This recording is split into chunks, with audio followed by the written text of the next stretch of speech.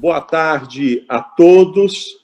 É com grande alegria que abro mais esse evento do ciclo de debates da Comissão Especial de Direito Tributário da OAB Nacional. Hoje iremos debater um tema importantíssimo: julgamentos virtuais em tempo de pandemia.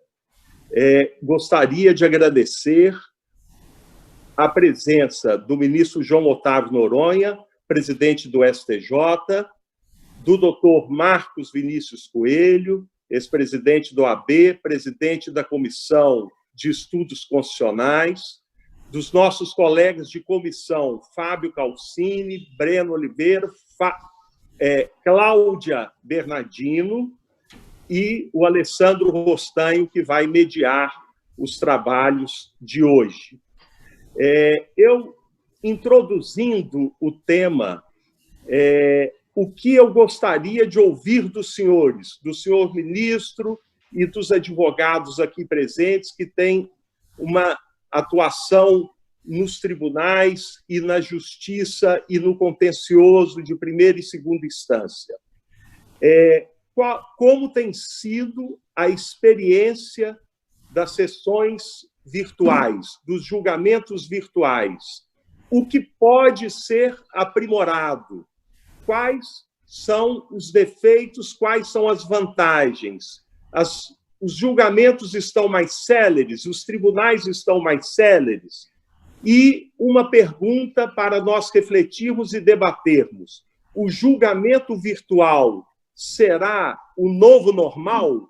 Com isso, passo a palavra ao Alessandro, agradecendo mais uma vez a participação de todos e saudando a todos os colegas que estão nos assistindo. Muito boa tarde a todos. Ministro João Otávio Noronha, que honra, por parte da Comissão Nacional de Direito Tributário, receber Vossa Excelência junto a esse webinário, uma discussão de um tema tão polêmico que envolve os julgamentos virtuais. Uma boa tarde ao meu presidente, doutor Eduardo Maneira, nosso emérito e sempre vitalício membro, doutor Marcos Vinícius Furtado Coelho, nosso ex-presidente do Conselho Federal da OAB, e uma boa tarde aos meus queridos colegas, doutora Cláudia Bernardino, conselheira federal pelo Amazonas. Muito me honra poder estar junto a Vossa Excelência nesse momento, representando a classe feminina. Um abraço ao meu querido Breno de Paula, presidente da Comissão de Direito Tributário de Rondônia e colega da comissão, e ao ilustre tributarista Fábio Calcini, que nos brinda aqui também com a sua presença. Ministro João Otávio, esse é um tema difícil, complicado.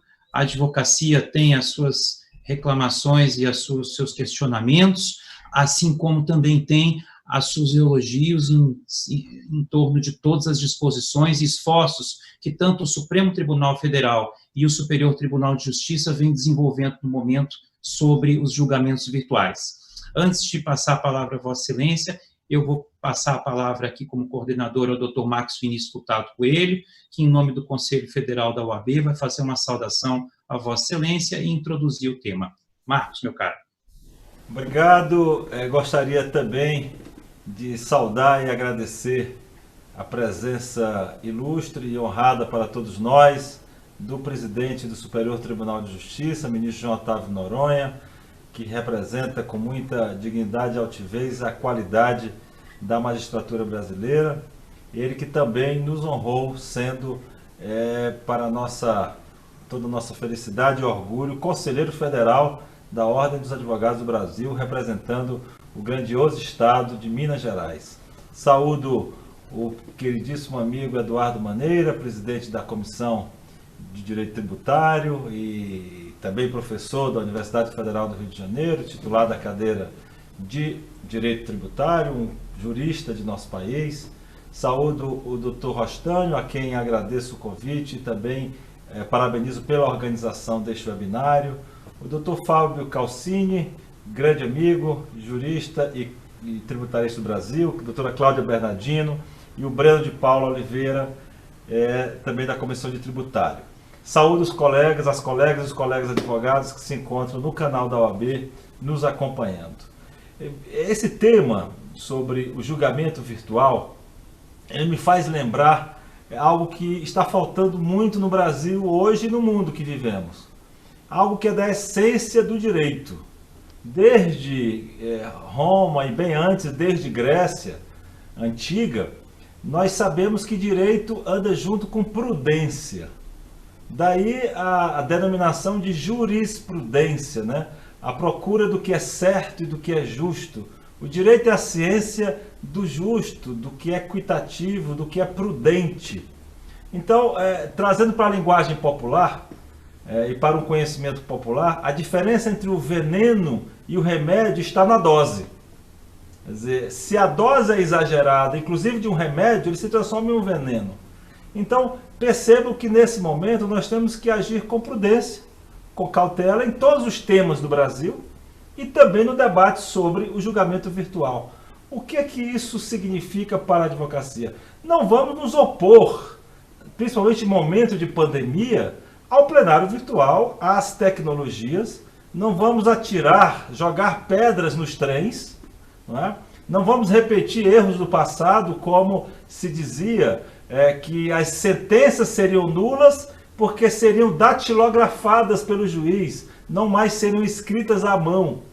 E quando chegaram as xerox, e depois o fax e o mimeógrafo, então a cada avanço vem uma resistência muito grande às novidades. Não vamos nos opor à tecnologia, obviamente, mas vamos também implementá-la, implementar o julgamento virtual, com cautela, com prudência, verificando as garantias constitucionais do cidadão, o direito à ampla defesa e o exercício da profissão do advogado. Assim, se houve o Superior Tribunal de Justiça ao editar a sua resolução para o julgamento virtual, assegurando ao advogado o direito à sustentação oral, inclusive a apresentação de questão de ordem, e deixando para o plenário virtual apenas as questões que não têm sustentação oral. Isso, respondendo ao Eduardo Maneira, isso faz toda a diferença.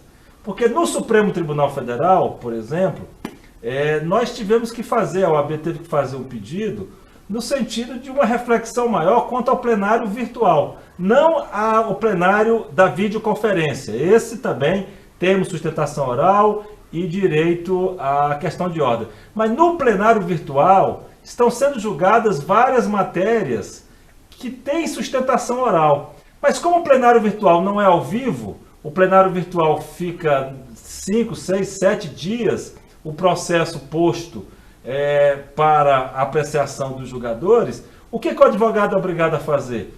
Uma sustentação oral e mandar por e-mail, uma sustentação oral gravada. O advogado não tem certeza se a sustentação oral chegou, não tem certeza se a sustentação oral foi aberta, se ela foi ouvida, não poderá fazer questão de ordem. Então eu penso que uma regra de ouro, e desde logo já põe isso ao debate, seria julgamento virtual, aquele que é feito ao vivo e por teleconferência o advogado participa, esse não há, principalmente no momento de pandemia, qualquer problema. O plenário virtual, aquele em que não é ao vivo e fica vários dias o processo em julgamento, deveria ser restrito às matérias que não têm sustentação oral, como embargos de declaração, agravo interno. Então, penso que essa já seria uma grande questão, uma grande reflexão. E esperamos, de todo modo, que o normal permaneça sendo, após o fim da pandemia, o plenário presencial. Porque no presencial, obviamente, teremos certamente julgamentos com mais, como eu diria, não com mais qualidade, porque eu considero que sempre são com qualidade, mas julgamentos com a presença do advogado, com uma maior vivacidade, uma maior concentração, talvez. Enfim, eu acredito que o plenário presencial ele ainda é insubstituível. E o virtual ficará para esse momento de pandemia e para as emergências. E um outro tema que eu gostaria de, se houver possibilidade de tempo, de discutir mais ao final, é o que vem angustiando muito a advocacia brasileira, é sobre as audiências virtuais. Essas são mais problemáticas ainda. Está sendo regulamentada audiências virtuais em que o advogado terá que receber a testemunha no seu escritório, sem as garantias. Então esse é um tema que, se houver tempo, eu proponho ao debate também. Em seguida, o CNJ está discutindo essa matéria, que é sobre as audiências virtuais de instrução. Essa é a fala de introdução. Eu penso que me foi concedido mais tempo, mas eu penso que é melhor o diálogo, é melhor que eu fale menos e que escute mais e que possamos dialogar, e ficará mais dinâmico e mais rico para todos os participantes. Um grande abraço a todos por enquanto e renovo o agradecimento pelo convite. Muito obrigado, doutor Marcos Vinícius, pelas excelentes ponderações, os pontos específicos lançados em relação às questões de debate. Eu passo, tão logo, imediatamente, a palavra ao ministro João Otávio Noronha, que vai fazer as suas considerações a respeito do tema dos julgamentos virtuais em tempos de pandemia. Ministro, por gentileza. Saúdo inicialmente com meu boa tarde. Todas as senhoras advogadas, advogados, estagiários estão nos assistindo. De especial maneira, saúdo os colegas que estão participando, o Eduardo Maneiro, a quem eu agradeço o convite para comparecer a essa live, esse webinar, o doutor Marcos Vinícius, aqui representando a Ordem, o eterno e sempre presidente, né? Marcos Vinícius da Ordem, o doutor Fábio Calcini, a doutora Cláudia Bernardino, aqui presente, o doutor Breno de Paulo Oliveira, também presente, da Comissão Tributária da OAB, o meu amigo Alessandro Rostani, que está coordenando. Vamos começar, deixa eu só marcar o tempo aqui, porque a gente tem tempo para sustentação oral, tá? Tem que ter tempo para o juiz também. Então, observe bem, nós nos deparamos com uma crise sem precedentes. Eu acredito que nós estamos em algo equivalente à Terceira Guerra Mundial. Nós tivemos a Primeira Guerra Mundial, as comunicações eram limitadas, a Segunda, um pouco mais avançada, mas ainda limitadíssima, e a Terceira Guerra Mundial, a gente só não tem conhecimento do inimigo. É todo mundo contra um só, o adversário é um. A Alemanha agora é o coronavírus. Um único inimigo que ninguém conhece a sua estratégia, ninguém conhece como debelá-lo, e ele faz um estrago tão grande, ele vai matar algo em torno de 500 mil pessoas no mundo. Isso é o estrago de uma guerra. Não vamos falar em 6 milhões, 8 milhões, o número de mortos lá da Primeira Guerra Mundial, ou de 20 da Segunda Guerra Mundial. Mas aliás, a primeira matou mais que até a segunda. Vamos falar dos tempos atuais, onde a morte não pode ser regra por contaminação de vírus. No tempo da gripe espanhola, a medicina era muito atrasada, mas nos tempos atuais a medicina é muito avançada. Então, nós temos um inimigo comum a todos os países. Nós temos um inimigo global, brigando contra o mundo, contra os cidadãos do mundo. Isso fez com que todos nós tivéssemos que nos mobilizar, todos nós tivéssemos que lutar contra esse inimigo. E a maneira de lutar varia de acordo com o setor que ela está atingindo. Ela atinge de uma maneira a própria medicina, com contaminação de médicos, aqueles que estão na linha de frente, a nossa infantaria e nossa artilharia. Ela atinge, de certa forma, o cidadão comum, tal qual ele estivesse estivesse no fronte de guerra, porque ele é contaminado no supermercado, na farmácia. Ele contamina as relações contratuais, assim como as guerras. As guerras fizeram o quê? Com que os contratos não fossem cumpridos, até porque fábricas eram paralisadas e cuja produção era direcionada a produzir armamentos.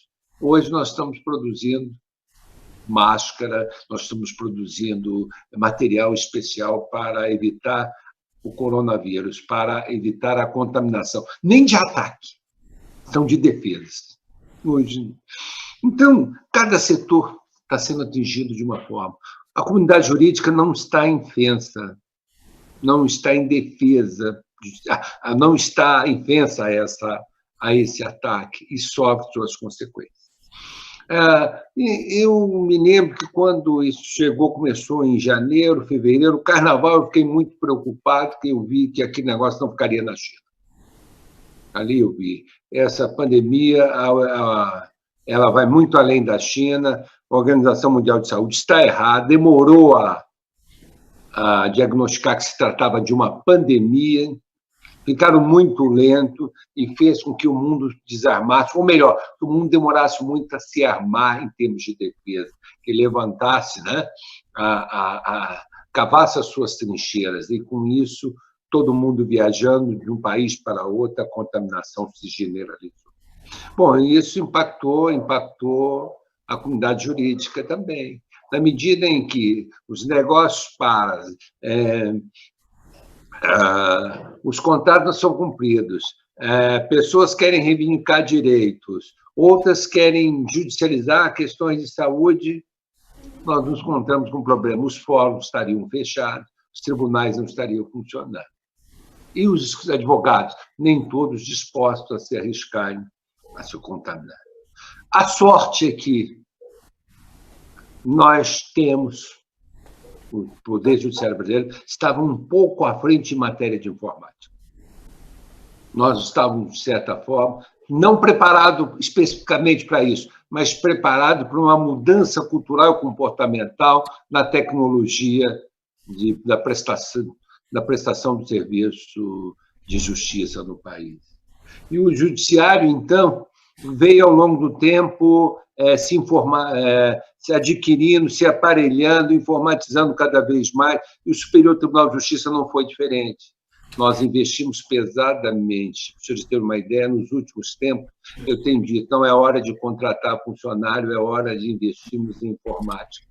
Nós precisamos automatizar os procedimentos e assim conseguimos fazer, por exemplo, na área de secretaria judiciária, reduzir o número de funcionários de 400 para 170, devemos cair logo para 130.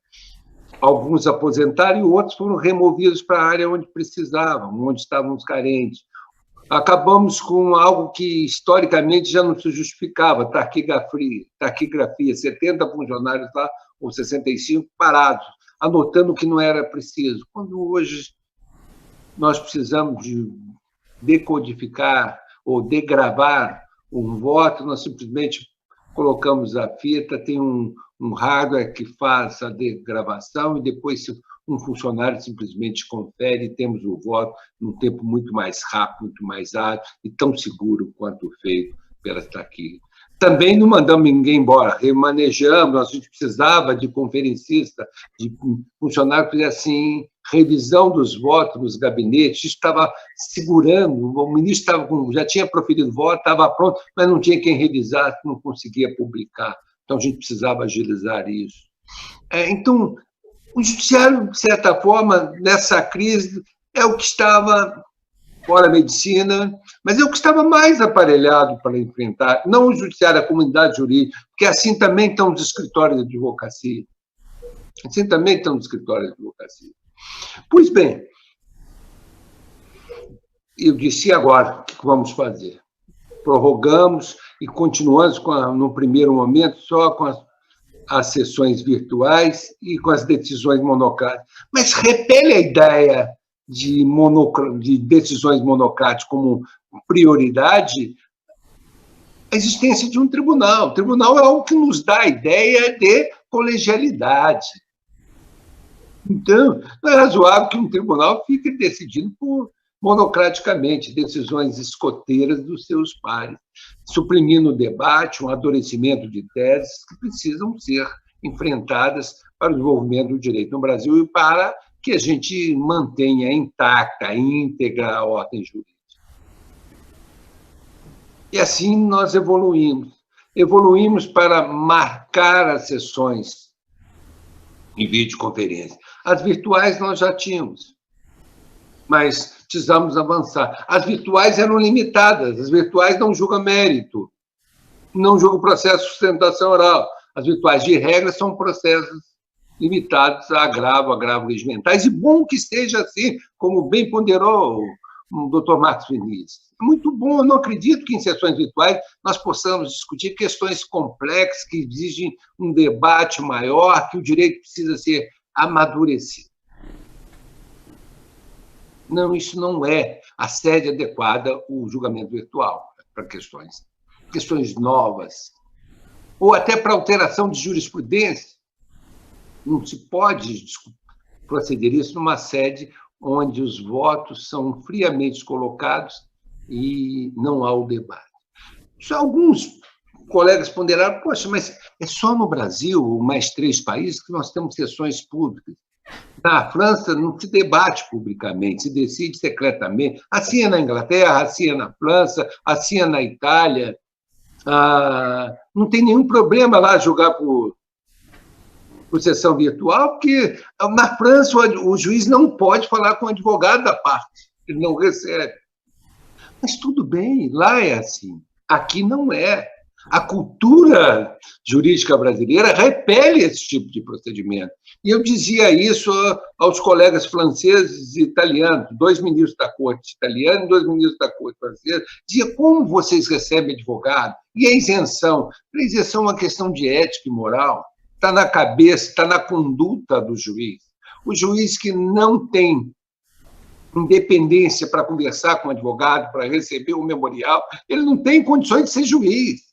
Porque é uma pessoa que se constrange, o juiz precisa ser forte, tem que ser determinado, não importa se a pessoa que está ao seu lado ele conhece, se não tem direito, não tem e acabou.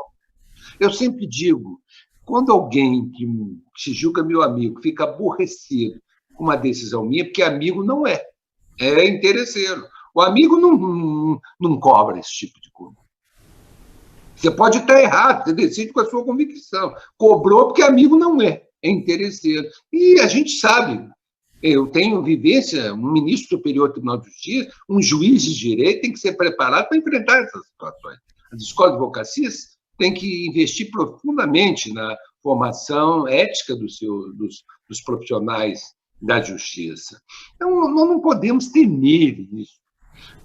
E quem teme é porque é fraco. E quem é fraco não pode ser ministro de corte superior. Eu tenho muitas dúvidas. Eu acho que a justiça brasileira está muito fraca com a imprensa. Quando a dignidade de um juiz, de uma autoridade é exposta, você tem que publicar o exame médico, você tem que publicar... Eu quero saber se amanhã alguém querer saber do meu exame de sangue, eu tenho que publicar, porque eu sou presidente do STJ, ou presidente da República, tem que publicar. Isso não é razoável. O que tem que ser publicado são os atos da profissão, são as decisões, isso tem que ser público. Mas a minha saúde é questão que o remédio que eu tomo, quem eu recebo na minha casa é um problema meu, da minha intimidade. Uma vez eu fui num jantar na casa que era em homenagem a um outro ministro, na casa de advogado, me questionaram, mas o senhor na casa do advogado fulano de tal, que atua, e qual o problema? Quando você já viu que semana passada eu julguei uma questão grande contra ele? Mas agora o senhor está tranquilo. Então, nós não podemos ser refém disso, na verdade é isso. Não há democracia sem liberdade ampla de emprego. Mas não há democracia com devassa de intimidade. O cidadão começa a perder a sua dignidade arranhada, a sua dignidade humana. Isso tem que valer também. O fato de ser autoridade não tira, não faz com que o homem deixe de ser homem, ou como já dizia os filósofos, ele não perde a sua qualidade de pessoa humana. Então, se a gente olhar em termos de cultura, tudo levaria a crer que não tem problema. Nós não temos que debater.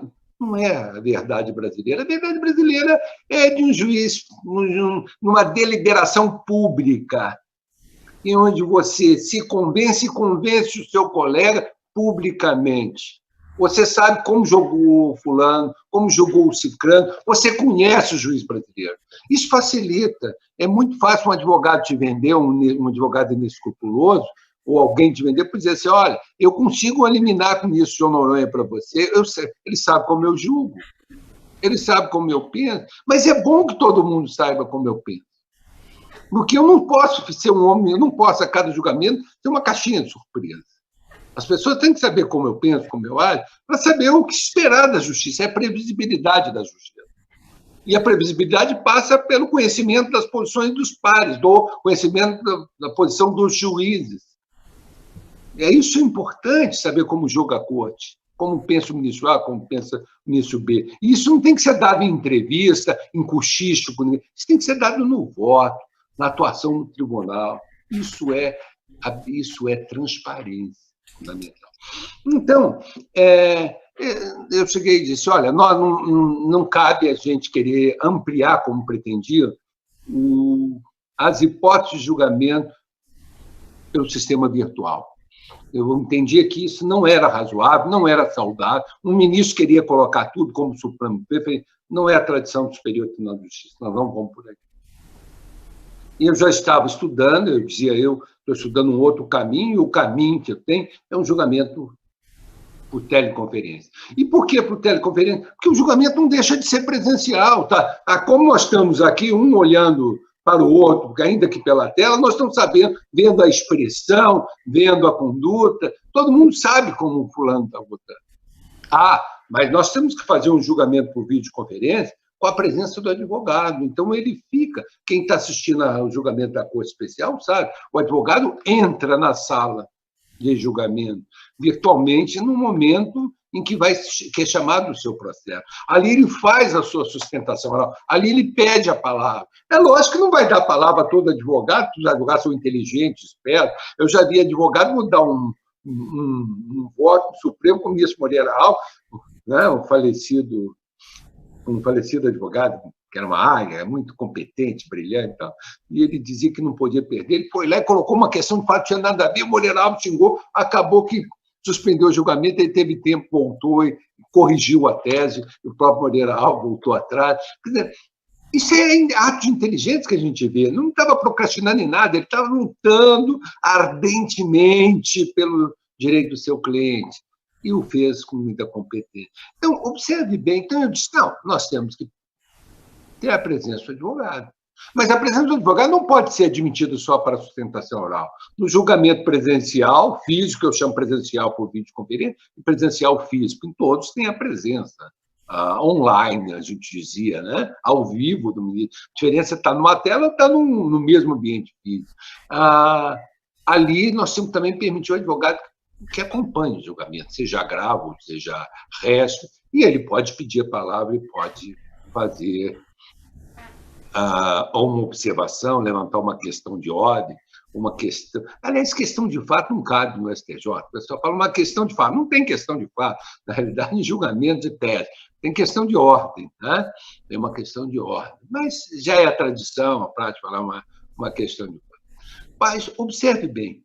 Então, nós conseguimos moldar.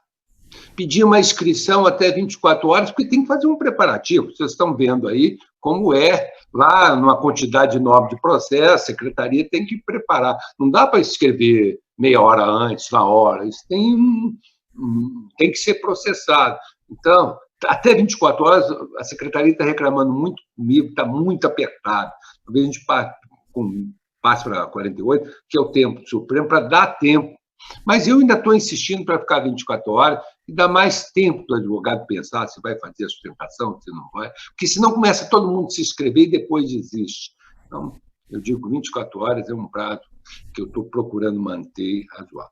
Então, a partir daí, as deliberações voltaram a ser colegiadas, públicas, com intervenção do advogado, tanto em sustentação oral como questão de ordem. A gente tem procurado fazer.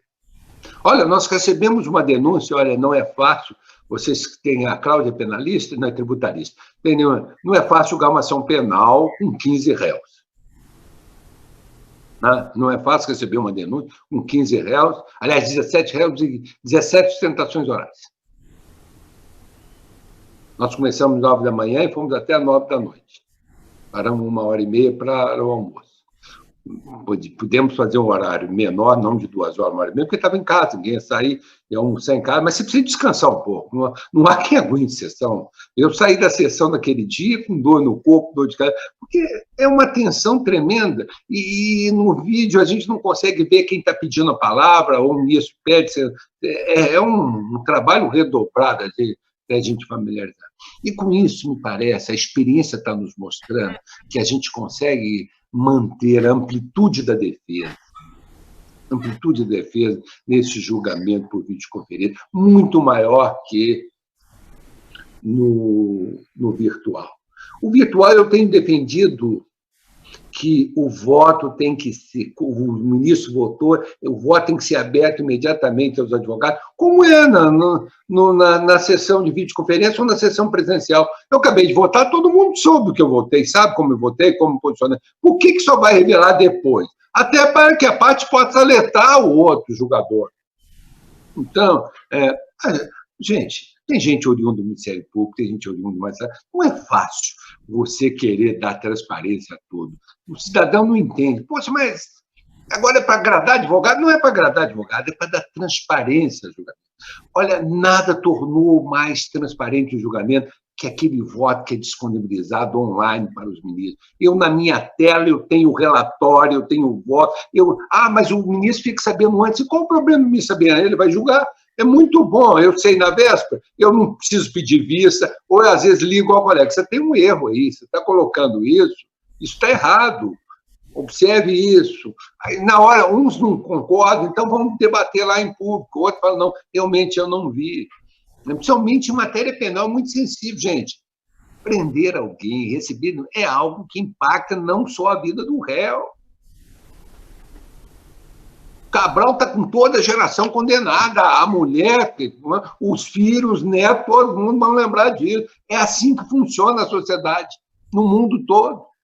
Então, a gente tem que tomar muito cuidado com condenação, com recebimento de denúncia, olhar com muita seriedade essas denúncias. Antes de ficar brincando de combater a corrupção, a gente tem que fazer isso com competência para que, se a pena não passa da pessoa do réu, a repercussão dela pode ultrapassar.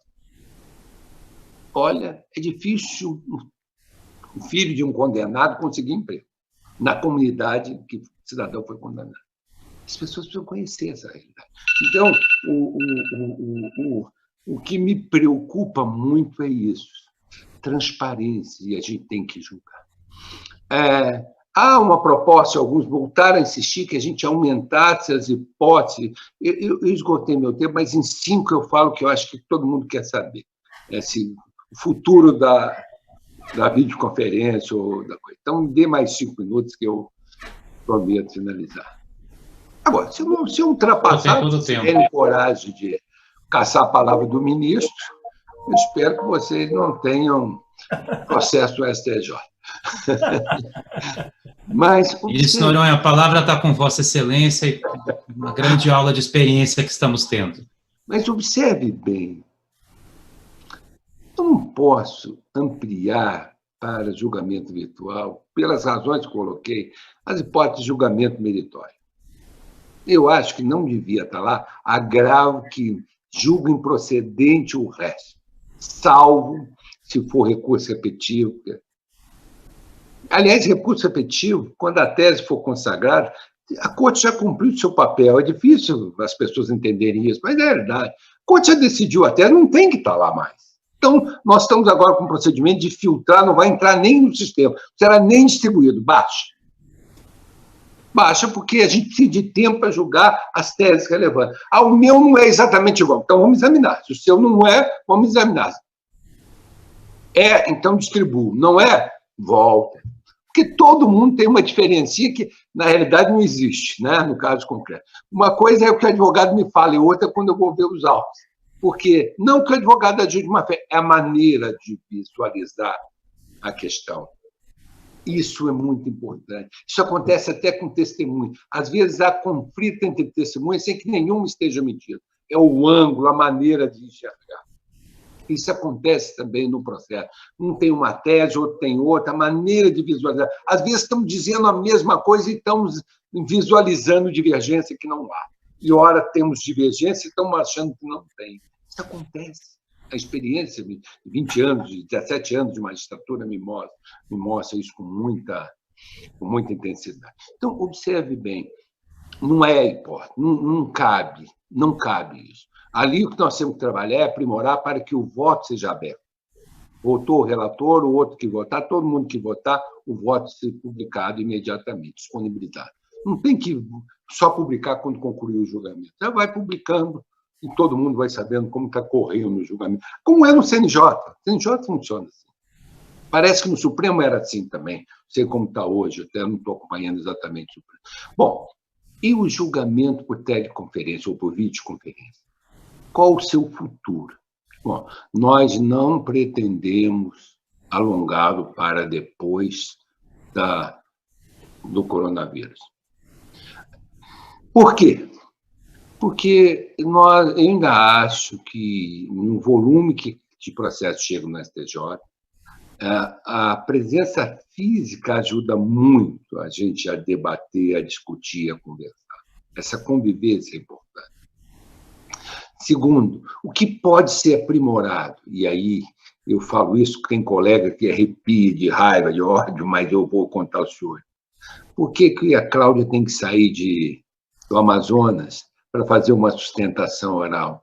Nós, ministros, estamos fisicamente na sala de julgamento, mas ela não pode fazer a sustentação oral lá, do seu escritório. Eu não posso ter um telão como temos, um telão, e ali todo mundo... Não acredite em sustentação oral gravada, quando é conversa fiada, não vai ter juiz que vai ouvir isso. Eu não gosto de sustentação oral, eu leio um memorial de gente inteligente, de advogado inteligente, é de 4 laudos, 5 laudos, vai lá 6 no máximo, né? Se possível, no espaço 2, para o ministro ler. É verdade, é uma dica que eu dou a todo mundo também. Não vem com memorial de 20, 30 aulas, 40 laudos, tem 2.000 processos por mês, 1.500, não vou ler. Leva pareceres de 85 laudos, um grande jurista, tudo bem, fica aqui. Quando eu aposentar, eu vou ler esses pareceres. Quando eu aposentar.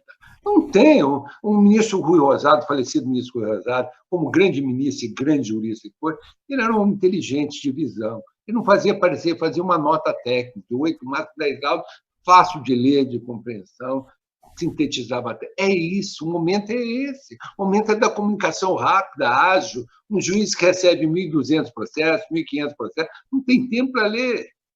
80 laudas é um livro. Eu não tenho condições de ler 10 livros por dia. É o nome de memorial, 10, 12 por dia. Então, quem quer comunicar, quer que a sua tese, saiba sintetizar. Um dos melhores, eu já recebi memoriais fantásticos. Né? Um dos melhores memoriais que eu recebi foi de uma lauda, era um ponto só. O advogado chegou lá, a questão é essa, era meia lauda. E eu estava para votar o contrário. Peguei os autos, fui lá, olhei, tem razão. Não precisei nem pedir vista. Não, levei os autos na hora, proferi meu voto oral. E por que proferi oral? Porque eu tinha os autos na tela, sistema online. Eu digo que a transparência é isso. O voto está ali na tela, o processo está na tela, eu aperto o F9, me aparece o processo inteiro, tem um índice, eu vou lá na sentença, eu vou lá no acordo, eu sei o que eu estou julgando. Olha, no passado ficava aquela monte de folhinha, vou levantar aqui, ó, hospital negando provimento, não sei o quê. Isso não era transparente, não era julgar. Agora não. Eu reúno com meus assessores, você vê um número tais, separa o que é complexo, são esses são meus. Você fala, afinal, qual que tem com você? Isso, deixa eu ver, tá ok, isso, tá ok. Reunindo, eu levo a decisão. Eu concordo, eu não concordo, esse aqui eu vou pedir vista, esse aqui eu vou fazer o voto. É assim que funciona. E não é diferente em um outro lugar do mundo. Esse dia alguém falou, lá na Alemanha, o ministro da Corte só tem um assessor. É verdade, eu troco. Para julgar 70 processos por ano, eu só quero um assessor. Aliás, não quero nenhum, que vai me perturbar esse cara. Em 70, eu prefiro fazer sozinho. Até como catilógrafo, eu vou dar conta de fazer. Mas com 1.500 por 70 por dia, não dá para julgar se é uma estrutura mesmo. Então, qual é o futuro? E aí a gente chega. O futuro é a gente acabar, assim que acabar a pandemia. E quando eu acho que o STJ volta a ter presença física, em agosto, eu já vou prorrogar, não acho que nós conseguimos em julho. Estou vendo que não dá. Então, nós todos temos grande maioria de ministros do STJ, tem mais de 60 anos, estão na fase de risco. Um já acabadinho, eu estou inteiro. Eu estou formalmente na fase de risco, mas substancialmente estou fora, com essa saúde, essa beleza toda. Não é à toa que eu sou o ministro mais bonito da STJ. Mas então, não sou o mais competente, mas sou o mais bonito. Então, alguma qualidade a gente tem. E Deus preserva os bonitos nesse momento de pandemia para que a raça não perca a qualidade. Então, observe bem, senhores. Nós acabamos, possivelmente, voltamos em julho. Se agosto a crise ainda tiver, vamos prorrogar.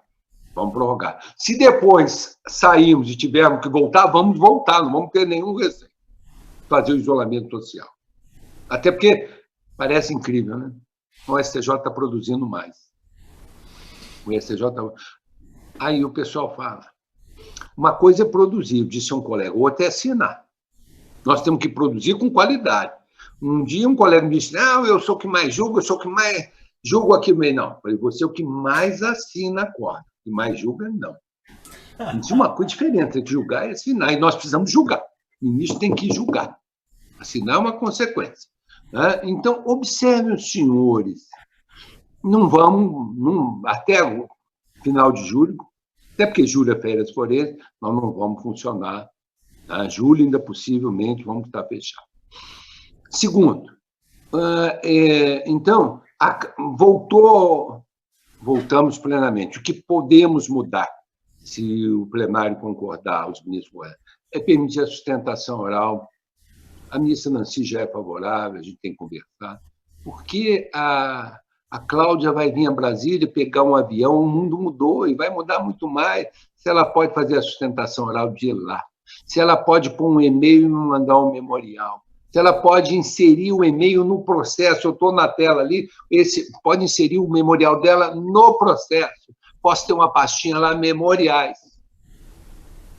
Até vou fazer, aqui falando, uma pastinha no processo, memoriais. E ali eu leio. Agora, podem gravar a sustentação oral. Duvido que vai ter ministro que vai parar e ficar 15 minutos ouvindo você sustentar. Não vai ter. Não vai ter, porque você lê um memorial maior em 10 minutos. Em 10 minutos você lê um memorial. Então, vamos pôr os pés no chão e não vamos mentir aos nossos advogados. Eu vou ouvir, não vou ouvir nada, eu vou ler o memorial. Que eu leio rápido, eu tenho leitura dinâmica, eu consigo captar muito rápido, marco os pontos. Então, essa sustentação oral, se ela não vier imediatamente, ela vem no tempo. Ela vem no tempo. Mas, por uns 2 anos, pelo menos, eu não acredito que o tribunal vai implementar o julgamento por videoconferência. Não que eu seja contra. Nesse primeiro momento, sim. Acho que nós devemos prestigiar presencial no debate. E, ao longo do tempo, implementando a sustentação lá e fazendo isso por parte. Para quê? Para que isso chegue bem maduro na coisa. Para que os advogados tenham confiança que esse julgamento vai acontecer com muita seriedade. Nós precisamos espelhar confiança. E terceiro, eu tenho dito, e a semana melhorou, eu estou acompanhando.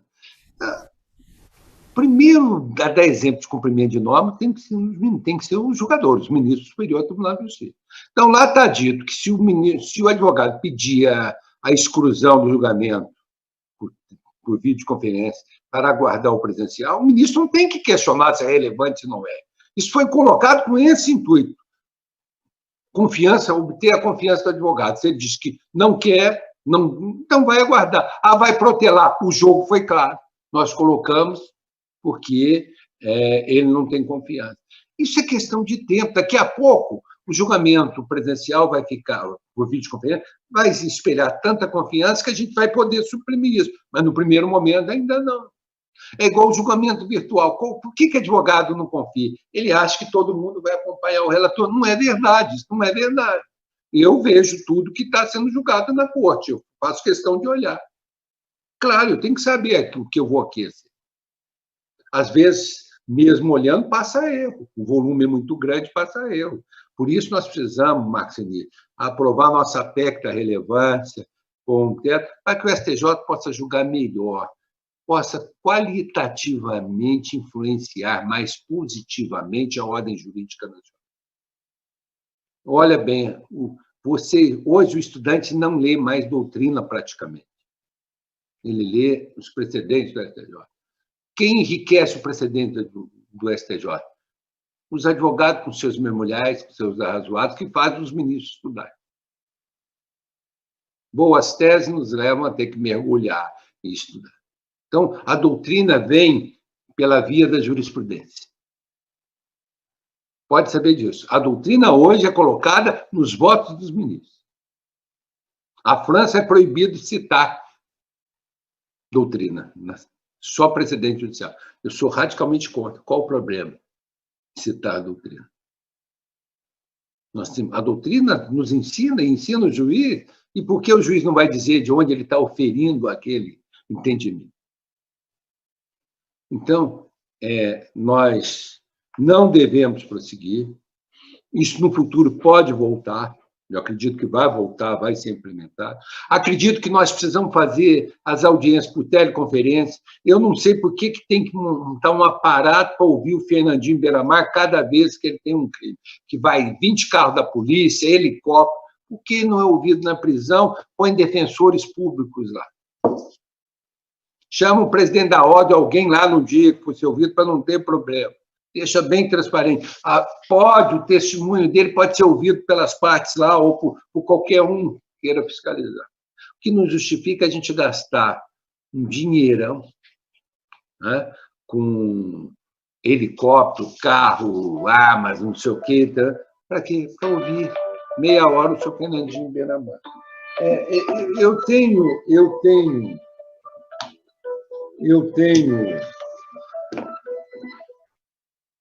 Aqui tem 10 telefones, acaba tocando, eu me perco, desculpe. Mas a gente precisa discutir isso. Eu acho que já passou o tempo do temor por essas sessões.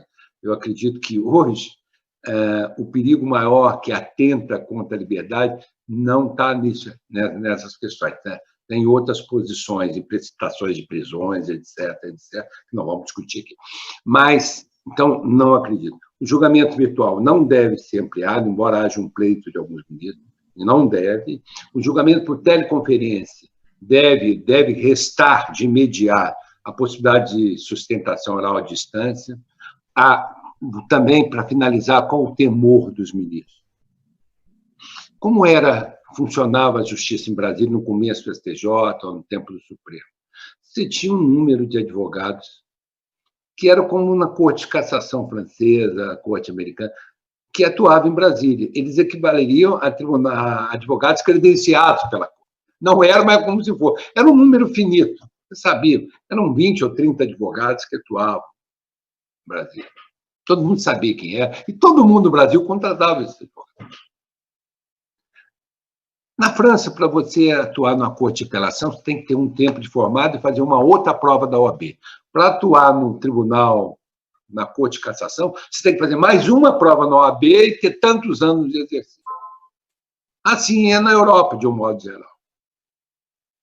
No Brasil, Maxine, cidadão formou, colou o grau, no dia seguinte, já está com a carteira provisória, está aqui, olha, senhor ministro, estou emocionado, que é a minha primeira sustentação oral. Alguns é a primeira e última, né? Porque passam tão mal com a sustentação oral. Nós não podemos expor o jovem. Por mais coragem que ele tenha, não podemos expor o jovem a esse vexame que às vezes permite. Eu, às vezes, tenho paciência, mas já teve jovem que foi levar memorial querendo ensinar o ministro. Olha, eu vim trazer uma colaboração, senão vocês têm julgado mal, isso aqui acho que está errado. Eu disse, o senhor quer ensinar ministro, o senhor é professor de ministro. Não?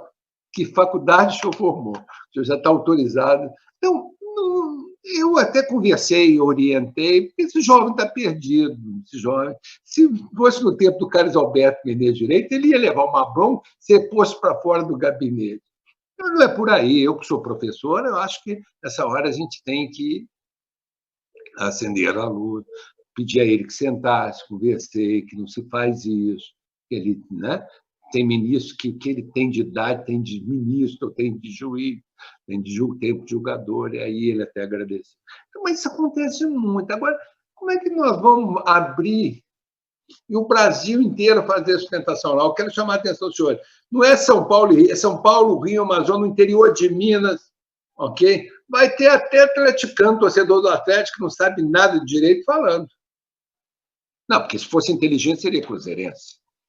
Se não é advogado, seria torcedor do Cruzeiro, advogado inteligente. Então, observe bem. Nós vamos ter 40 inscrições de sustentação oral por sessão. É possível? Alguém aqui tem coragem de dizer é viável? Pode ser democrático, mas é viável. Nós inviabilizaríamos a Corte. Então, nós ainda não temos um sistema de filtro para a sustentação oral. Isso dificulta.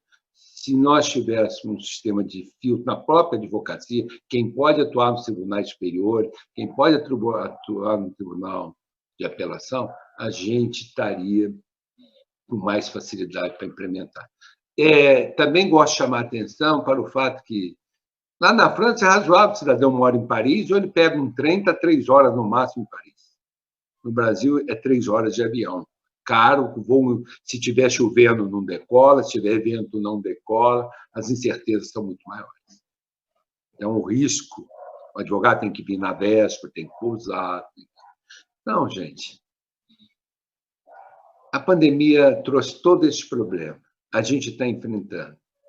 Mas nós não podemos querer viver daqui para frente, já, imediatamente, num regime eterno de pandemia nos tribunais. Nós vamos ter que fazer isso paulatinamente. Eis em síntese o que eu tinha que falar, francamente, com os meus colegas advogados. Ministro João Otávio, muito obrigado. Muito mais do que conhecimento técnico e expansão a respeito dos detalhes, Vossa Excelência nos traz uma aula de experiência. Uma aula de experiência de um grande juiz que hoje está à frente, sem dúvida, do maior, o Supremo, claro, é o Supremo, mas em termos de volume e toda a estrutura, o Superior Tribunal de Justiça hoje, de ponta, tem toda a execução de maior volume dos julgamentos no país. Meus cumprimentos, eu não vou fazer nenhuma consideração, a única só é que eu sou mais antigo, talvez, e gosto das coisas antigas.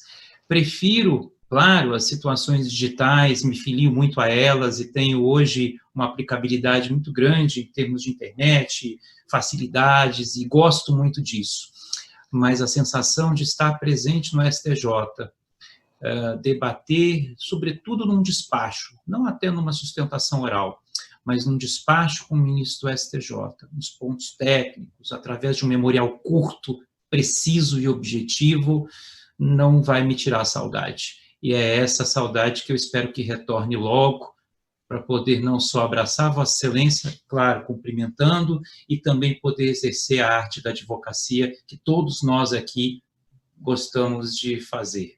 Esse é o intuito, sem dúvida nenhuma, que todos os colegas aqui, sobretudo o doutor Marcos Vinícius, que está na capital federal, atua fortemente perante os tribunais superiores, mas todos nós aqui fazemos, que estamos aqui nesse vídeo, Eduardo, Cláudia, nosso querido Breno de Rondônia, Fábio de Ribeirão Preto, esse sentimento de estar presente e poder levar a angústia do cliente, talvez a dificuldade técnica ou formal ou de mérito para apreciação num tribunal superior, não tem preço e nada retira isso quanto a uma substituição por algo digital. Mas fica aqui o meu registro e meus cumprimentos pelo vosso pronunciamento. Doutora Cláudia Bernardino, de Manaus, Vossa Excelência com a palavra. Boa tarde a todos. É uma enorme satisfação estar aqui dividindo com vocês. Uma honra, uma responsabilidade imensa. Meu coração bate acelerado de felicidade e de nervoso. Ministro, nos deu uma aula incrível de vivências, de futuro, de realidade. Muito obrigada pela sua generosidade no compartilhamento. Nosso eterno presidente, doutor Marcos Vinícius, uma satisfação estar aqui. Meu presidente da Comissão de Direito tributário, doutor Eduardo Maneira, meus colegas, doutor Fábio, doutor Breno, doutor Alessandro. É muito bom vir discutir com vocês, vir trocar umas breves ideias sobre esse tema que é tão importante para nós. Doutor Marcos Vinícius colocou que, historicamente, a gente tem tido resistência às tecnologias e a gente vai aprendendo a conviver com elas. Assim como o ministro nos colocou que o nosso vilão da Terceira Guerra, que foi quem nos trouxe a aceleração digital. Todos nós estávamos pensando, nós, os advogados, o judiciário, o que é que nós vamos fazer, estávamos nos preparando, e do dia para a noite nós tivemos que nos virar, né? Trocar a roda do carro com ele realmente correndo, não foi nem andando. Todos nós tivemos que entender que nós estamos vivendo um novo mundo, onde nós temos que conviver, como estamos agora, de várias partes do Brasil, fazendo um webinar, um seminário, que antigamente só seria possível se cada um de nós se deslocasse para um determinado local, com custos, com riscos, deixando de fazer outras coisas. Eu tenho certeza que o dia hoje, para todos, foi um dia muito produtivo, e cada um dentro das suas realidades. Hoje, talvez, a gente trabalhe até mais do que no passado. E essa realidade, ela nos traz muitas dúvidas e muitas incertezas. Por quê? Porque nós estamos construindo, nós não estávamos preparados para isso, mas é o que temos no momento. Como o ministro falou, há um lado muito democrático de hoje podermos fazer julgamentos por videoconferência, porque eu, ao sair daqui de Manaus para ir a Brasília, muitas vezes o meu cliente ele não tem condições de arcar com esse meu deslocamento. Com isso, ao mesmo tempo que eu tenho um processo inclusivo, eu tenho um processo exclusivo. Na hora que eu só posso levar uma sustentação oral a um tribunal superior, se eu estiver presente, eu estou excluindo muitos do direito que ele teria de ter uma sustentação oral. O custo, como eu já falei, o acesso. Hoje a gente vê a celeridade. Eu acho que nós teremos um mundo muito mais objetivo. Nós teremos que ser mais objetivos. Como o ministro falou, quem aguenta ouvir, prestar atenção a minutos e minutos de discursos ou laudas e laudas de um memorial, de uma petição, nós temos que ser mais céleres, nós temos que ser mais objetivos. Para nós, advogados, isso é um grande desafio. Nós fomos moldados, nós fomos talhados para sermos mais prolixos, né? E nem sempre o mais prolixo vai conseguir os melhores objetivos. Estamos entrando num mundo novo. O ministro falou que talvez, quando a pandemia terminar, as audiências, os julgamentos virtuais, eles não subsistam. Eu não sei. Eu gostaria que a gente tivesse a possibilidade de, sim, optar. Porque eu também gosto demais, eu acho que todos nós sentimos a necessidade, e nós estamos vendo isso mais do que nunca, da presença humana. Isso aqui é muito bom, mas é muito diferente quando nós podemos estar próximos uns dos outros. Isso faz muita diferença, sim. Mas, quando nós não podemos ter isso, o fato de hoje já podermos olhar para a fisionomia de cada um e já vermos até como essas pessoas estão aceitando aquilo que nós estamos falando, é muito diferente.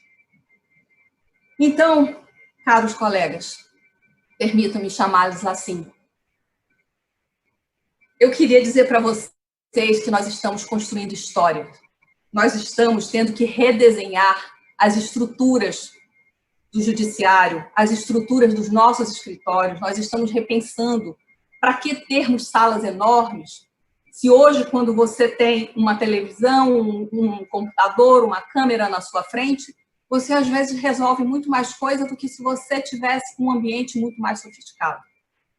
A tecnologia, ela vem historicamente, como disse o Dr. Marcos Vinícius, e a gente vai resistindo. Eu amo, como vocês também, livros físicos, mas a gente não dispensa também o digital. Eu acho que elas podem conviver uma com a outra. E eu espero que a gente consiga convivê-las. Tá? Queria agradecer. Sei que nós estamos com muitas dificuldades, mas o momento é de dificuldades. Com boa vontade, todos nós vamos construir esse momento novo. Muito obrigada. Muito obrigado, doutora Cláudia, pelos seus pronunciamentos, muito precisos também, trazendo a experiência dessa beleza da advocacia manauara, com toda certeza. Eu passo imediatamente para o ministro, caso queira fazer algum comentário a respeito do pronunciamento da doutora Cláudia, ou passamos diretamente para o doutor Fábio Calcini.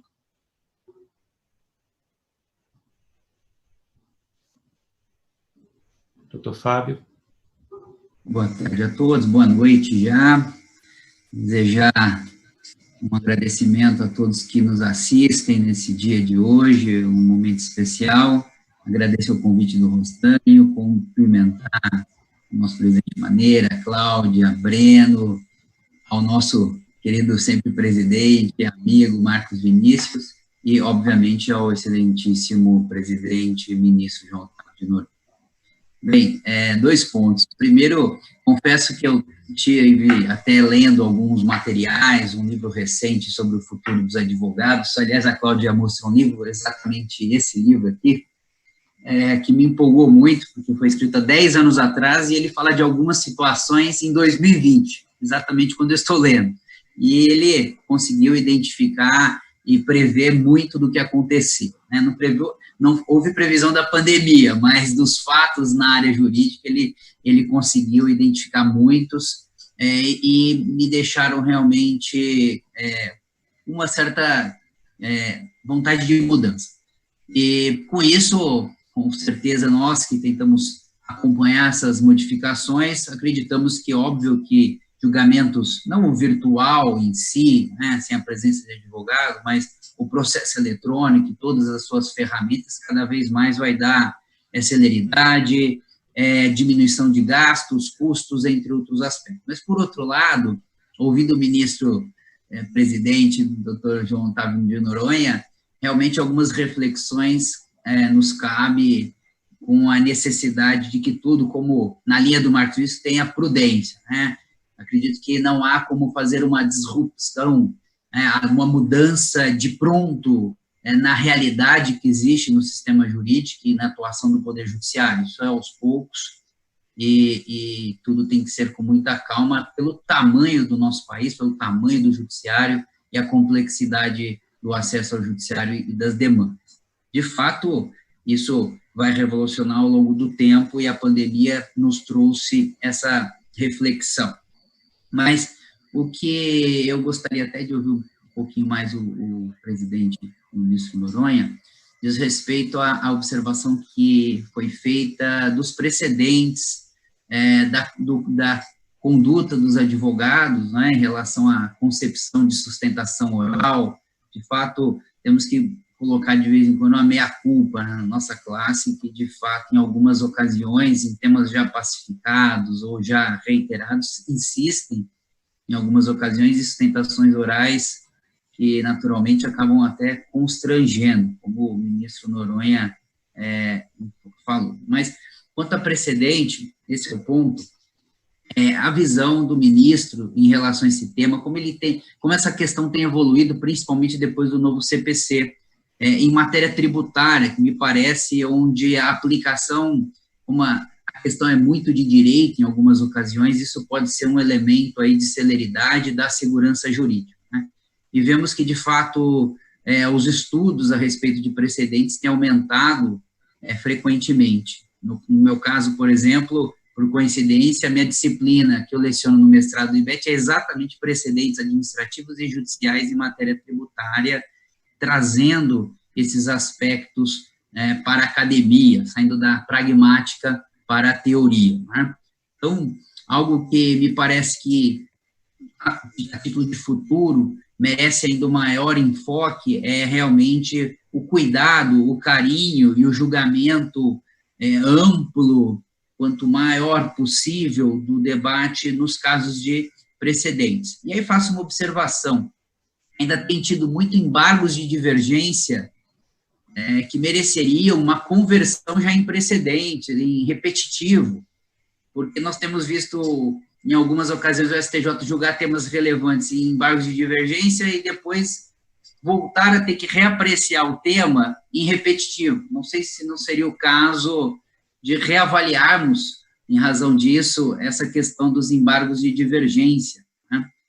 São algumas observações, agradecer, porque realmente as reflexões do ministro são extremamente significativas, e confesso que estava mais empolgado com o julgamento por videoconferência, sustentação oral, mas realmente a prudência do Marcos e a pragmática do ministro na aplicação aos poucos dessa revolução tecnológica que estamos vivendo realmente não deve ser assodada, né? Então, são mais essas observações, e estamos aqui mais para ouvir o conhecimento e a experiência do ilustre ministro.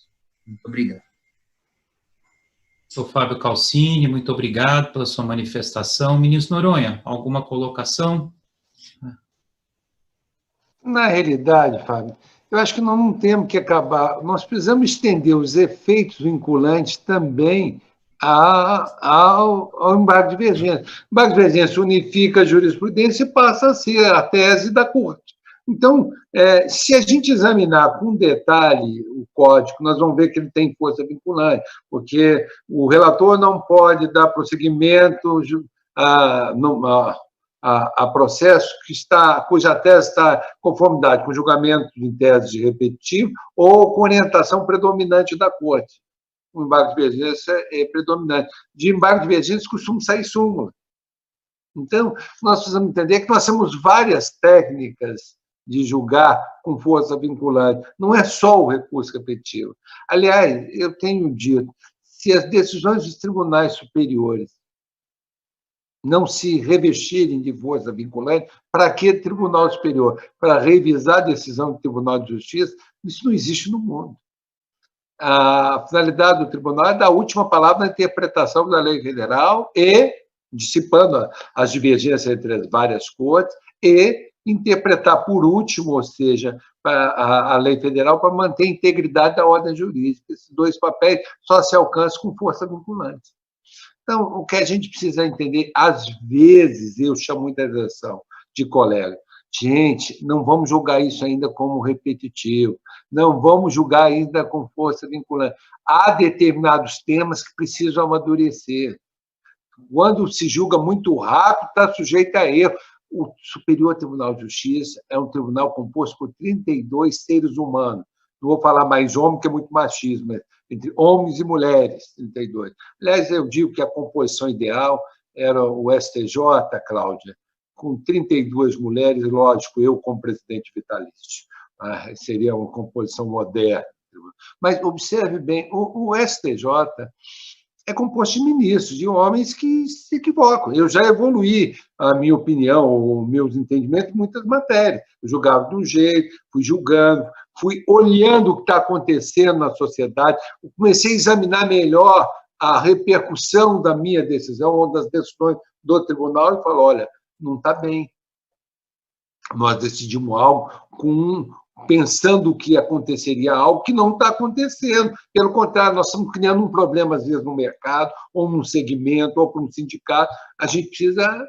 No ECAD, nós evoluímos muito em determinado momento. Então, a gente precisa tomar cuidado com sumular, com julgar com força vinculante em recurso repetitivo.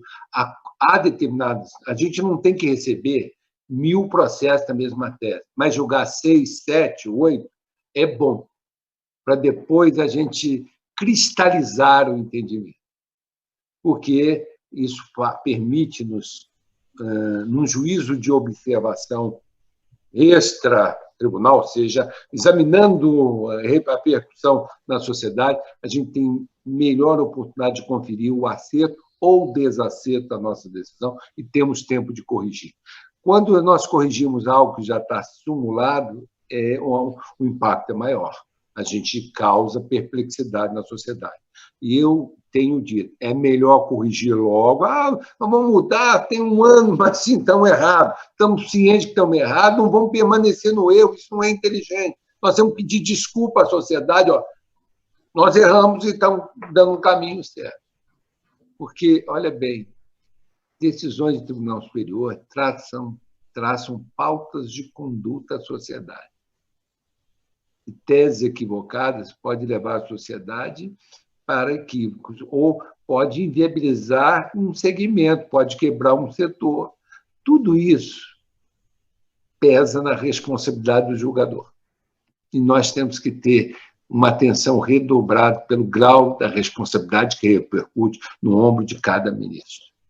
Então, eu acho que os embargos de exigência, principalmente quando é julgado na corte, aí não tem dúvida, a repercussão é larga. Mas se é julgado nas sessões, também é jurisprudência da sessão, ou para aplicar no direito privado, ou para aplicar no direito público, ou no direito penal. Agora, quando é matéria processual, permeia as 3 sessões. O ideal é que isso leve-se a corte especial, quando tem que imperar para todas as sessões. Ok? Muito obrigado, ministro Noronha. Muito obrigado, doutor Fábio. Eu já passo diretamente a palavra ao nosso querido professor da Universidade Federal de Rondônia, doutor Breno de Paula, nosso querido integrante também da Comissão Especial de Direito Tributário. Doutor Breno. Boa tarde a todos. Queria cumprimentar, antes de mais nada, nosso eterno presidente, doutor Marcos Vinícius Furtado Coelho.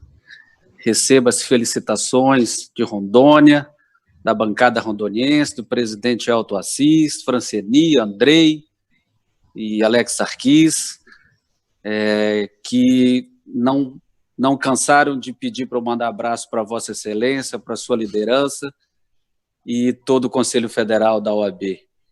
Quero cumprimentar o nosso ministro João Otávio Noronha, ex-conselheiro federal da Ordem, que nos prestigiou com uma densidade jurídica, um pragmatismo de justiça muito forte, que conseguiu recepcionar a prudência do professor Marcos Vinícius Furtado Coelho e com distribuição de justiça e acesso à justiça. Muito obrigado, ministro, por participar desse evento da comissão e nos brindar toda a advocacia brasileira com a sua participação. Meu querido professor da Universidade Federal do Rio de Janeiro e presidente Eduardo Maneira, muito obrigado também por conduzir a nossa comissão e liderar eventos dessa magnitude, né? Cumprimentando a conselheira federal Cláudia, o eminente tributarista Fábio Calcini, Rostano, enfim, é um prazer participar desse evento com os senhores. Eu falo aqui da calorosa Rondônia, com 35 graus, né, no meio da floresta amazônica, e quando a gente, os advogados da província, da região norte, quando se toca na videoconferência, no julgamento à distância, isso sempre nos acalenta, né, com uma maior participação, com uma maior acessibilidade, né, na discussão, na interpretação constitucional, na formação da jurisprudência. Ficamos muito satisfeitos quando ouvimos o ministro, presidente do Superior Tribunal de Justiça, separar, né, o joio do trigo, né, o julgamento virtual é uma coisa e a sustentação oral por videoconferência é outra coisa, né? Realmente ficamos muito assustados quando fomos atropelados pela crise sanitária, onde nós que atuamos no direito tributário, uma súmula vinculante do Supremo Tribunal Federal nos últimos 2 meses, tratando da imunidade dos livros eletrônicos e alguma coisa, ou seja, foi uma súmula vinculante que vincula todo o país, julgada no âmbito do plenário virtual, e nós não vimos uma participação intensa, né, da advocacia, dos atores naquela discussão. Então, essa separação de julgamento presencial e limitar os assuntos que ali, julgamento virtual, perdão, e limitar os assuntos que ali serão consignados, nos traz um grande acalento.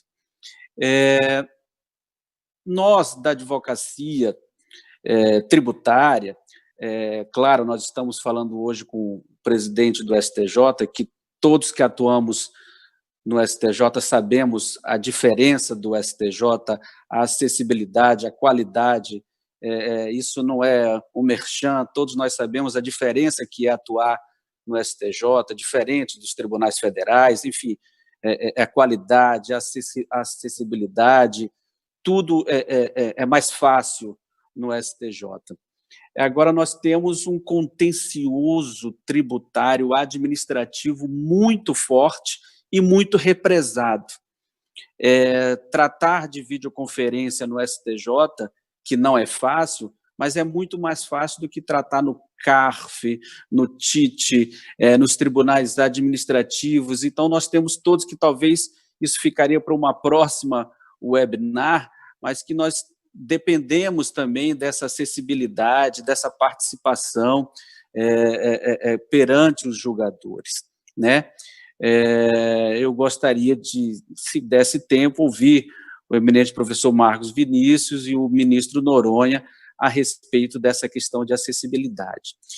E, para finalizar, eu também comungo com o nosso eminente Alessandro Rostanho, de que a presença do advogado na corte, um despacho, uma sustentação oral presencial, um olhar do ministro, são 5 pontos da sustentação oral, ele se atém apenas a um, é o que interessa a ele. Enfim, esse cacuete da presença é muito importante e esperamos que tudo volte ao normal. Muito obrigado a todos, presidente Maneira, pelo convite, e é uma satisfação muito grande participar desse debate com todos os senhores. E um abraço na Cláudia, presença feminina da nossa comissão. Muito obrigado. Professor Breno, muito obrigado. Como eu disse, faz a diferença estar no STJ, né? Com toda certeza. E qualquer outro tribunal, da mesma forma. Eu passo primeiro, com toda a sua vossa vênia, licença, ministro João Otávio, para o doutor Marcos Furtado Coelho, para a consideração a respeito do que o doutor Breno colocou, e para a vossa excelência, para fazer suas considerações finais, em razão já, professor Eduardo Maneira, do nosso horário fixado e firmado regimentalmente com o ministro Noronha. Doutor Marcos Vinícius, vossa excelência, com a palavra.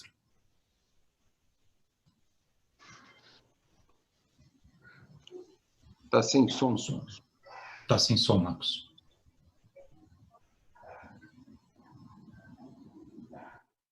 Em primeiro lugar, desculpem, parabenizar o ministro João Otávio de Noronha pela clarividência em apresentar de forma tão transparente, como vimos, a realidade do que ocorre no STJ, nos julgamentos, e explanar de peito aberto, com absoluta franqueza, as suas ideias para o hoje e, mais ainda, nos prestigiando e nos privilegiando nesse momento em antecipar as suas ideias para o futuro, que, portanto, já temos algumas boas sugestões, boas ideias lançadas pelo ministro. De fato, demonstra, e aqui também não vai nenhum elogio gratuito de corpo presente, mas apenas um reconhecimento que demonstra toda a sua seu compromisso e seu prestígio que é emprestado à advocacia brasileira, porque esse é um webinar da Ordem dos Advogados do Brasil, e tenho certeza que Vossa Excelência assim o faz, e assim o fez, porque está no ambiente da OAB. De fato, eu me senti muito honrado e prestigiado por, nesse momento, ter ouvido suas colocações. E 4 pontos em especial. Primeiro, quando destacou a necessidade de que no plenário virtual o voto proferido já tem que ser o voto transparente, o voto deve ser conhecido de todos. Não é possível que o plenário virtual seja uma caixinha de surpresa, no sentido de que o relator profere o voto, mas as partes só têm conhecimento 5, 6, 7 dias após, quando é encerrado o julgamento do plenário virtual. Essa foi uma reivindicação que a Ordem dos Advogados fez ao Supremo Tribunal Federal, e quero aqui registrar também um agradecimento ao ministro Dias Toffoli, que atendeu esse pleito específico da OAB, e o plenário virtual hoje do Supremo, isso tem 2 semanas que já vem sendo praticado, me parece, ou menos, acho que começou semana passada, o voto proferido no plenário virtual já é tornado público. Isso facilita muito o trabalho do advogado, porque daí o plenário virtual passa a ter um sentido até de qualidade maior para a advocacia, porque conhecendo o voto do relator, podemos ainda ter tempo de entregar memorial específico para os que faltam votar e para o próprio relator temos um tempo. E, de fato, isso, sem dúvida alguma, poderia significar um ganho. Então, a ideia do ministro João Otávio Noronha, que a sua pregação que nos foi feita hoje, de fato, vem ao encontro do desejo da advocacia brasileira. Segundo, quando o ministro esclareceu que não vamos viver um regime eterno de pandemia. Ou seja, que isso que é a regra, que é o normal, que é o plenário virtual, não será mais regra. Quer dizer, a regra será o presencial, sem, obviamente, impossibilitar a realização de videoconferências e sem impossibilitar que, para e passo, com o passar dos anos e com essa conquista pela segurança, possamos avaliar e avançar em outra direção. Mas não será feito de forma abrupta e, portanto, é de fato um segundo ponto que eu gostaria de destacar positivamente. O terceiro, quando o ministro Otávio Noronha destaca que as mudanças de jurisprudência não deveriam ser feitas em plenário virtual.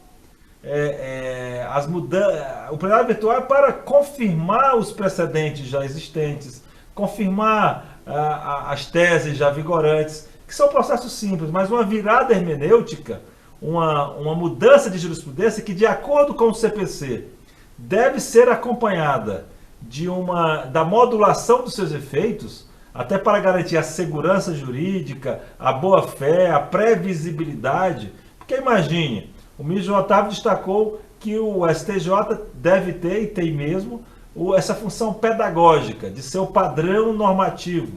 Porque a norma é aquilo que o intérprete aplicador diz que ela deve ser interpretada. O alcance e o sentido da norma é o que o intérprete assim o diz. Não há norma jurídica, mas apenas norma jurídica interpretada. Então, de fato, é importante registrar que as mudanças de jurisprudência e a modulação de seus efeitos dessa virada hermenêutica deve ser feito em um plenário que haja debates presenciais ou debates ao vivo e não o debate do plenário virtual. E o quarto é quando o ministro trouxe, na minha opinião, uma importante medida que vai ao encontro do que a doutora Cláudia Lopes salientou, que é a sustentação oral à distância. Quer dizer, o plenário é virtual, o advogado poderá fazer a sustentação oral presencial, mas nada impede que haja um telão, e essa proposta do ministro João Otávio Noronha também vem ao encontro da acessibilidade da inclusão dos advogados, poderem fazer a sustentação oral desta forma. De fato, são importantes modificações. Eu gostaria de agradecer nessa fala final ao convite, especialmente ao Breno, e retribuir o abraço aos conselheiros federais do glorioso estado de Rondônia, ao Alex Sarquis, ao Andrei, ao Breno, ao Joacir, todos, e ao presidente Elton Assis, da seccional de Rondônia. Tenho por esse estado um carinho todo especial. Gostaria de novamente agradecer ao ministro João Otávio Noronha, ao presidente Eduardo Maneira, ao Rostânio e ao Fábio Calcini. Mas concluir dizendo, ministro João Otávio Noronha, que quem nasceu em 1900 e tem a nossa idade, aquela época, tendo a nossa idade, teria convivido por duas grandes guerras, como destacou Vossa Excelência, as duas grandes guerras que, de fato, tiraram cerca de 20 a 30 milhões de vidas, a peste, denominada peste negra, que tirou algo como 80 milhões de vidas, ou foi ao contrário, a peste negra, 20 milhões de vidas, e as guerras, 80 milhões de vidas. Então, tivemos perdas de mais de 4% da humanidade então existente. Além de sem contar com as perdas nas revoluções comunistas, nas revoluções, nos nazifascismos da vida, nos regimes autoritários. Porque há algo que nós, democratas, devemos ter sempre presente, que nós somos contra os totalitarismos. Venham de onde vier.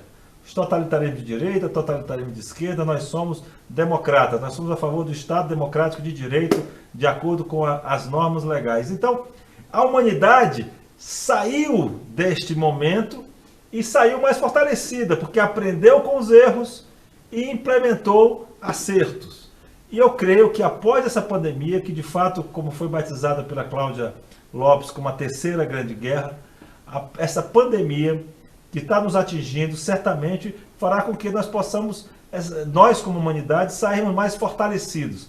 Até mesmo rediscutindo e revisitando valores, melhorando como seres humanos, vendo o que realmente importa, o que realmente interessa, e assim possibilitando diálogos como esse. Imaginem realmente que nós temos o Brasil aqui presente e cada um em seu canto. Claro, novamente, não vamos substituir jamais, né, ministro Noronha, os congressos e as convenções presenciais, porque sem o calor humano nós até perdemos o sentido da própria humanidade. Mas a possibilidade de eventos virtuais como esse, eu penso que já veio como uma realidade permanente, que irá conviver com os eventos presenciais. Eu queria, portanto, agradecer o convite e, fundamentalmente, novamente, parabenizar e agradecer o presidente do Superior Tribunal de Justiça, que, como vimos, é um jurista à altura dos desafios da quadra histórica que estamos vivenciando. Doutor Marcos Vinícius, suas palavras só vêm a cristalizar aqui a grande representação que Vossa Excelência sempre foi e é da advocacia brasileira, trazendo suas preocupações e, sem dúvida nenhuma, demonstrando aqui perante o Superior Tribunal de Justiça, a presença do ministro Noronha, a grande preocupação que a advocacia tem com o novo normal, que possa voltar velho, talvez, de acordo com o que nós falamos há pouco, em pouco tempo, né? Ministro Noronha, mais uma vez, muito obrigado. Eu finalizo aqui minha participação, porque eu vou devolver a palavra ao doutor Eduardo Maneira ao final da sua fala. Agradeço aos colegas Cláudia, Fábio Calcini, Breno de Paula, por terem aceitado o convite. A você, Marcos, querido amigo, nosso registro, nosso abraço capixaba também, do nosso presidente José Risque, né, que também sempre lhe traz aqui o apreço da terra capixaba, a qual o ministro João Otávio tem um carinho grande, porque também por lá passou, né? Dizem que a segunda terra dele é Vitória, depois de Três Corações. Então, dentro dessas conclusões, eu cumprimento a todos e repasso a palavra a Vossa Excelência, agradecendo mais uma vez o convite dessa comissão e parabenizando pelas brilhantes palavras e por esse belíssimo evento. Muito obrigado, ministro Noronha. A palavra está comigo? Com o doutor Eduardo, né? Com Vossa Excelência, ministro Noronha, com Vossa Excelência. Primeiro eu quero pedir desculpa à Cláudia, ao Breno, ao Marcos, ao Eduardo, ao Fábio e ao Alessandro. Quando discutimos o tempo no início, vocês me ofereceram 20, falei, não, só quero 15. E falei meia hora, segundo os meus assessores. Então, desculpa, acho que eu me empolguei. Vocês têm que segurar no ministro nessas horas. Mas, o que é, como diz Marcos, nós somos contra tudo que não seja democrático. A democracia nos permite esse debate entre um juiz e a advocacia brasileira. Como é bom, como a democracia é saudável, como ela me conforta, como me faz bem a alma viver nesse esplendor democrático que vive o Brasil, e nós não podemos deixar a democracia se enfraquecer de modo algum. Segundo, eu quero parabenizar a participação de vocês, fizeram colocações excelentes. Terceiro, eu quero dizer que a comunidade jurídica ela pode ser segmentada entre magistratura, Ministério Público e advocacia, mas ela tem um propósito único: a vitória do direito, a prevalência da ordem jurídica e, consequentemente, a prevalência da base do ambiente democrático no país, da ordem democrática no país. Então, eu me sinto muito feliz de estar com vocês. Eu quero dizer essa felicidade. Olha, eu quero só finalizar dizendo, eu não quero que o videoconferência seja regra, nem para o dia. Eu adoro receber os advogados do meu gabinete, tomar um café com os advogados, ser informado, conhecer gente nova, conhecer como está São Paulo, Mato Grosso. Eu conheço o Brasil muitas vezes, eu conheço todos os estados brasileiros, com exceção dos, o Amapá e Roraima. O resto todos eu já estive presente. Como é bom conhecer o Brasil, sei lá, mas eu conheço Roraima por estar no STJ, por ter recebido muitos advogados, ter julgado muitas questões de lá. Eu conheço o Amapá muito bem, até eu já fui relator de uma grande operação lá, exatamente por julgar os problemas do Estado, os problemas da sociedade em Roraima que chegam ao STJ. Como bom receber os advogados que nos informam, nós conhecemos, como é bom estar no aeroporto, encontrar um advogado que nós passamos a admirar. Nós temos sempre uma relação cordial, e juiz não pode ser e deve ser amigo de quem ele admira. Nós sempre estabelecemos uma relação de coleguismo.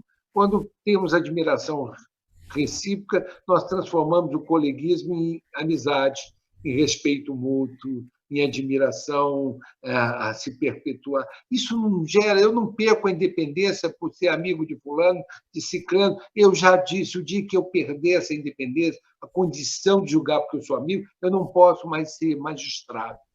Eu sou pago para ser isento, eu sou formado para ser isento, e eu tenho coragem para ser isento. Então, nós precisamos parar com esse temor, esse que a imprensa traz. Você foi na festa, você conversou com fulano. Graças a Deus que eu converso com os advogados. Eu aprendo muito com os advogados, eu aprendo muito com todo mundo que eu converso, com os sindicalistas, com os políticos, com os advogados, com os estudantes. Eu daqui a pouco vou sair, vou dar minha aula na faculdade, daqui, né? Nessa mesma cadeira, eu vou dar aula para os alunos do IES. E nessa convivência eu estou aprendendo diuturnamente. Como é bom ser um eterno estudante, como é bom aprender. Que Deus continue me fazendo sempre um eterno aprendiz. Muito obrigado a vocês, obrigado às pessoas que estão nos assistindo, os advogados, estagiários. Que prazer estar falando com vocês. Espero voltar a vê-los em auditórios, tete a tete, depois. Já estou com saudade das fotografias que a gente tira depois das pessoas que se apresentam, conversam. Como é bom a gente relacionar. E até daqui a pouco. Eu acredito que em breve nós vamos estar juntos de novo. Um grande abraço a todos vocês e obrigado à Ordem dos Advogados do Brasil pelo convite. Muito bem. Obrigado, ministro. Doutor Eduardo. Eu vou encerrar agradecendo a participação de todos. Ministro Noronha, as suas palavras são palavras de conforto à advocacia brasileira, aos advogados tributaristas, porque nesta meia hora, ainda bem que Vossa Excelência extrapolou o prazo de 15 minutos, foram palavras que demonstram que o STJ está em boas mãos. Nos tempos difíceis pelos quais nós estamos passando, nos conforta e nos dá bastante segurança saber que o presidente do STJ é a pessoa lúcida, confiante, transparente, que o senhor confirmou ser nesses 30 minutos e que nós todos já sabíamos. Queria agradecer o presidente Marcos Vinícius Coelho, que representa como ninguém no Brasil a palavra do advogado, a síntese da vontade do advogado que ele soube expor aqui mais uma vez. Agradecer a Cláudia Bernardino pela lucidez das suas palavras, Cláudia, e pela voz de quem está no norte, de quem representa tão bem os advogados do Amazonas. Ao meu amigo Fábio Calcini, ao meu amigo Breno de Paula Oliveira, que já presidiu essa comissão, muito obrigado, Alessandro Rostanho. E eu queria, para encerrar, agradecer ao pessoal de apoio da OAB, aos servidores da OAB, os empregados da OAB que estão lá agora trabalhando para que nós possamos estar aqui. Ao Hélio, à Lia, ao Tarcísio e a toda a equipe de apoio de eventos da OAB, que está trabalhando incessantemente para que essas lives, essas webinars possam ocorrer, e eu acho que demonstrando uma excelente tecnologia. Então, com isso, agradecendo a todos que nos ouviram, a todos os advogados e colegas, e a você, Rostanho, que conduziu muito bem os trabalhos, agradeço e convido para o próximo evento do ciclo de debates, que será no dia 2, próxima terça-feira, às 17 horas, cujo tema será transação tributária, que também muito relevante e que espero contar com o prestígio de vocês. Muito obrigado. Estão encerrados os trabalhos.